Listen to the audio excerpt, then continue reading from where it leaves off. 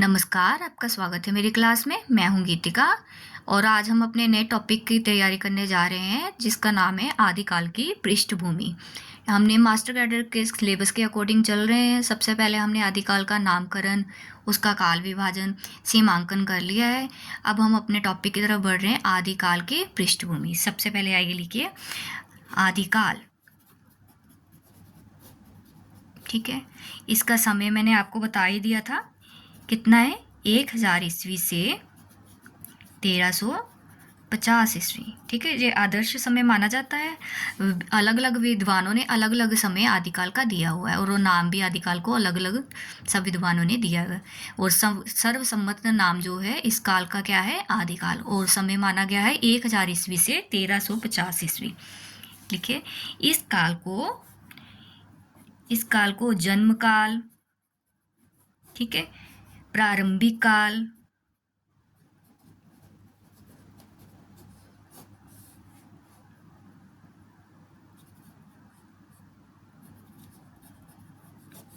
और शिशुकाल, जन्म काल, प्रारंभिक काल और शिशुकाल नाम से भी जाना जाता है।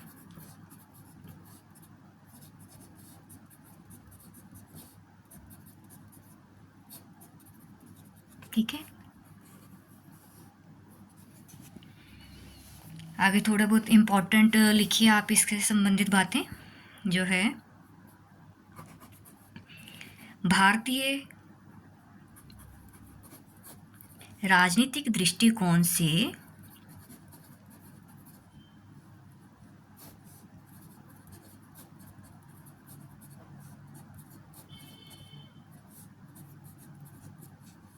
जब भारत में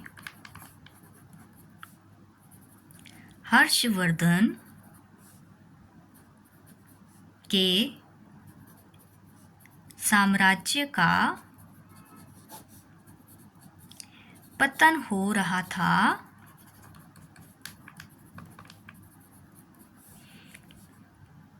उसी समय हिंदी साहित्य का उदय हुआ।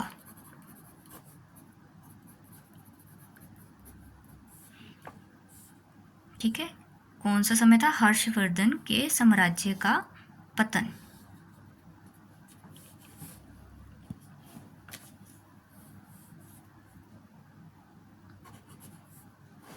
आगे लिखिए डॉक्टर नगेंद्र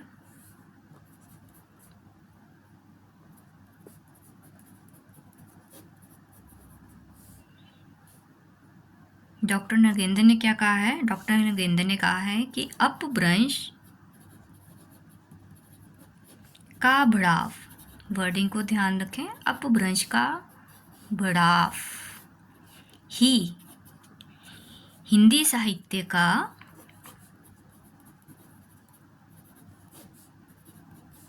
आदिकाल है। हिंदी भाषा के विकास में आपको पता ही है कि अपभ्रंश लास्ट में थी, उसके बाद ही हिंदी साहित्य का विकास माना जाता है। अपभ्रंश के बाद अवट भी मानी जाती है कि एक भाषा थी, उसके बाद हमारी हिंदी साहित्य का आरंभ हुआ। चंद्रधर शर्मा गुलेरी, ये मैंने आपको आगे भी बताया। चंद्रधर शर्मा गुलेरी ने उत्तर अपभ्रंश को, ठीक है, अपभ्रंश के बाद उत्तर अपभ्रंश जिसको अवहट भी कह देते हैं, उत्तर अपभ्रंश को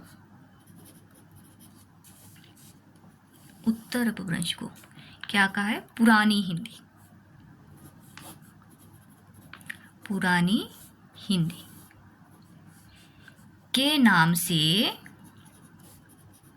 संबोधित किया है। ये चंद्रधर शर्मा गुलेरी के हो गए। आगे लिखिए डॉक्टर भोला शंकर व्यास, इन्होंने क्या कहा भोलाशंकर व्यास ने, डॉक्टर भोलाशंकर व्यास ने अवहट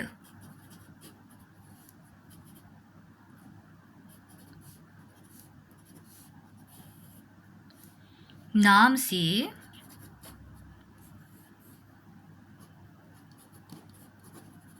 हिंदी के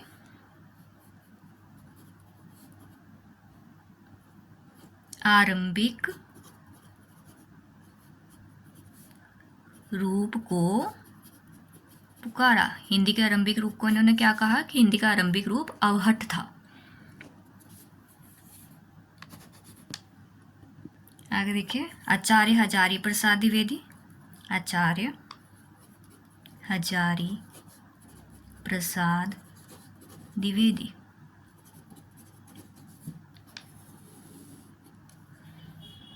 इन्होंने आदिकाल को अत्यधिक विरोधों एवं व्याघातों का युग कहा है। ये मोस्ट इम्पॉर्टेंट रहेगा। अत्यधिक विरोधों एवं व्याघातों का युग आदिकाल को किसने कहा है? आचार्य हजारी प्रसाद द्विवेदी ने। या ये भी कह सकते हैं कि आचार्य हजारी प्रसाद द्विवेदी ने कौन से काल को अत्यधिक विरोधों एवं व्याघातों का युग कहा है? आदिकाल को। इसको घुमाकर किसी भी तरह से आपसे पूछ सकते हैं। आगे लिखिए, आचार्य रामचंद्र शुक्ल, ये पहले भी बताया हुआ मैंने, ने पुरानी हिंदी मतलब अपभ्रंश, पुरानी हिंदी किसे कह रहे हैं? अपभ्रंश को प्राकृताभास हिंदी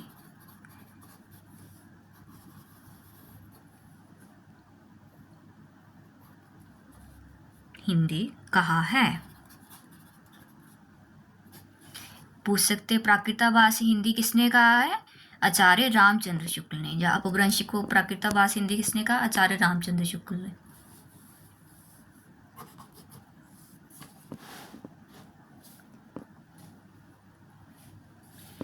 आचार्य रामचंद्र शुक्ल के अनुसार आदिकाल का समय, आचार्य रामचंद्र शुक्ल के अनुसार, इनके अनुसार आदिकाल का समय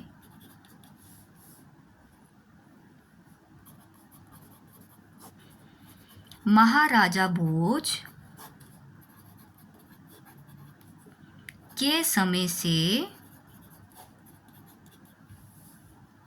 हमीर देव के समय के कुछ पीछे तक माना जाता है। ठीक है, ये आचार्य शुक्ल ने कहाँ से माना है आदिकाल का समय? महाराजा भोज के समय से लेकर हमीर देव के समय से कुछ पीछे तक, ये आदिकाल का समय। ठीक है, आदिकाल का समय जब स्टार्ट हुआ तो सम्राट हर्षवर्धन की मृत्यु के उपरांत स्टार्ट हुआ था। ये भी आप बात को ध्यान में रखना। सम्राट हर्षवर्धन की मृत्यु के उपरांत महाराजा भोज के समय से लेकर हमीर देव के समय के कुछ पीछे तक आदिकाल का समय माना जाता है। ये हमने कुछ महत्वपूर्ण पॉइंट्स जान लिए हैं। अब हमारा जो टॉपिक है वो है आदिकाल की पृष्ठभूमि।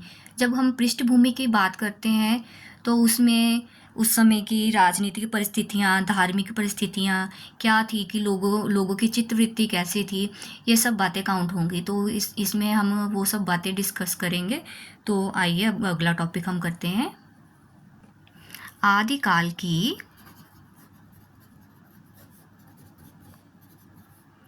पृष्ठभूमि। इसमें मैंने आपको ये भी बता दिया हो कि आदिकाल को अलग अलग नामों से किसने पुकारा है, इसका समय क्या रहा है, ये सब पृष्ठभूमि में ही आ जाएगा आदिकाल की। ठीक है, अब ये भी लिखिए, ये सब बातें हमारी नामकरण और सीमांकन में हो गई थी, इसलिए अब दोबारा से नहीं करवा रही मैं। साहित्य के प्रेरक तत्व के रूप में हमें युगीन परिवेश को अवश्य जान लेना चाहिए। ठीक है, जैसा कि आचार्य शुक्ल जी ने भी कहा हुआ है कि प्रत्येक देश का साहित्य वहाँ की जनता की चित्तवृत्ति से प्रभावित होता है, इसलिए यदि हमें साहित्य को जानना है तो हमें उस समय के लोगों की चित्तवृत्ति को भी जानना होगा कि उनका चित्त कैसा था, उनका मन कैसा था उस समय पर, और उनके मन को किस चीज़ ने प्रभावित किया हुआ था। ठीक है, उनका एटमॉस्फेयर कैसा था, उनका वातावरण कैसा था। तो इसलिए अब हम यही सब बातें देखेंगे। आदिकालीन साहित्य में भी जो प्रमुख विशेषताएं उपलब्ध हैं वे तदयुगीन उस युग की परिस्थितियों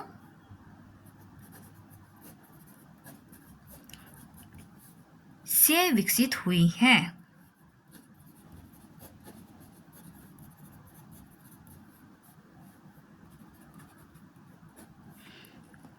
अभी देखिए, सबसे पहले हमने राजनीतिक परिस्थिति के बारे में जानेंगे कि वहाँ की राजनीतिक परिस्थितियाँ, तब उस समय राजनीतिक परिस्थिति कैसी थी। देखिए, सबसे पहले राजनीतिक परिस्थिति में हमारा सबसे फर्स्ट पॉइंट क्या आ जाएगा, सम्राट हर्षवर्धन। ठीक है, उस समय क्या था, सम्राट हर्षवर्धन की मृत्यु हो गई थी, जो मैंने आपको बताया था। सम्राट हर्षवर्धन की मृत्यु के उपरांत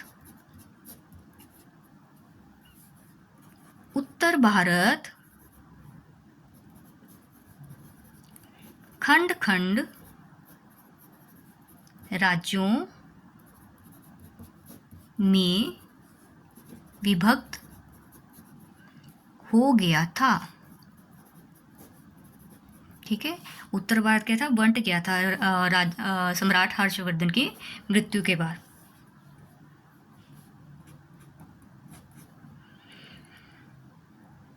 आठवीं शताब्दी से 14वीं शताब्दी तक का यह कालखंड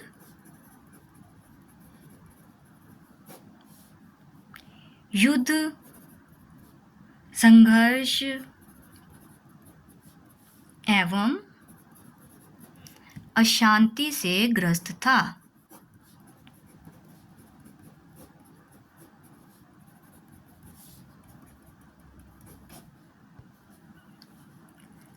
कभी कभी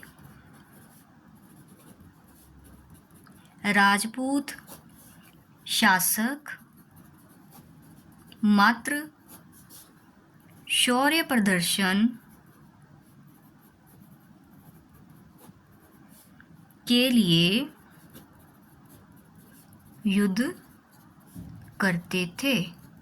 ठीक है, ये नहीं कि युद्ध की ज़रूरत है किसी बात के लिए, बस अपना शौर्य का प्रदर्शन करने के लिए कि मैं ताकतवर हूँ, इसके लिए भी वो युद्ध शुरू कर देते थे।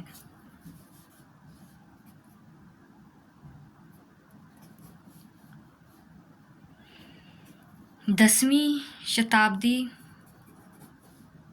में गजनवी और 12वीं शताब्दी में गौरी के आक्रमणों से भी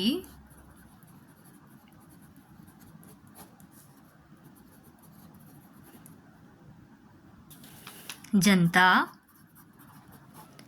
त्रस्त थी। देखिए अब लोगों की स्थिति कैसी होगी, मन की स्थिति, उन पर बार बार आक्रमण हो रहे हैं। ठीक है, देश के राजा भी लड़े जा रहे हैं और बाहर से आकर के भी गजनवी और गौरी, ये जो मुस्लिम आक्रमणकारी थे, गौरी और गजनवी, वो आक्रमण कर रहे थे। अब राजाओं में संकुचित राष्ट्रीयता के कारण भारत को एक राष्ट्र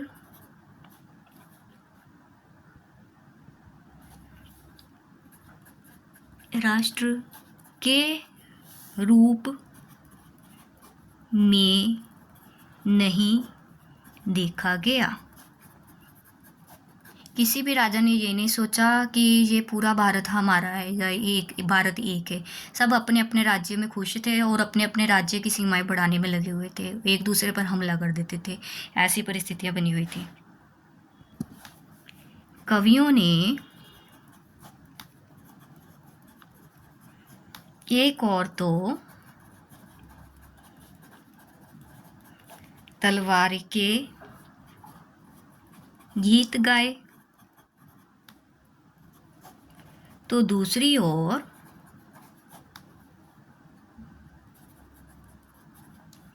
आध्यात्मिकता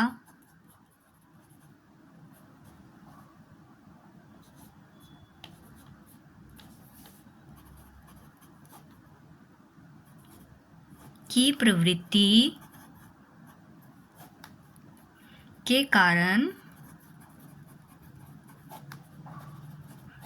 हठ योग एवं आध्यात्मिकता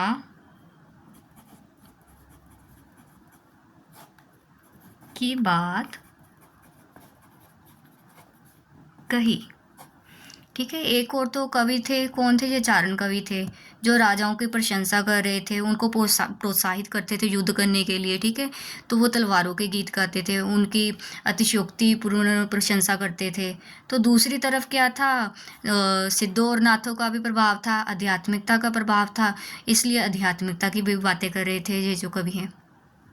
ये हमारी राजनीतिक परिस्थितियाँ थी। आज के लिए इतना ही, बाकी हम अगली क्लास में करेंगे। अगली क्लास में हम ऐसे ही धार्मिक परिस्थिति करेंगे, सामाजिक परिस्थिति करेंगे, फिर इस तरह से हम इसका पृष्ठभूमि का टॉपिक अपना कंप्लीट कर लेंगे।